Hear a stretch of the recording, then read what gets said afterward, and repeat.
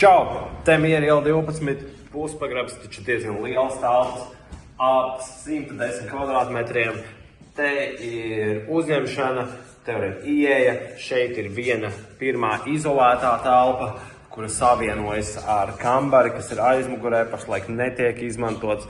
Te ir tualete, 2 tualetes totāli, šī ir pirmā. Te ir sienas skapis, te ir istaba, kas ir bijusi viena liela istaba. Un te ir otra tualete, ko es domāju ar viena liela istaba. Te ir starpsienas sataisītas, kuras, ja gribat, varat atstāt, ja gribat, varat jaukt nost. Te ir otrā tāda mazāka istabiņa, un te ir lielā istaba. Protams, inventārs nekas netiek atstāts, iztēlojoties šīs telpas tukšas.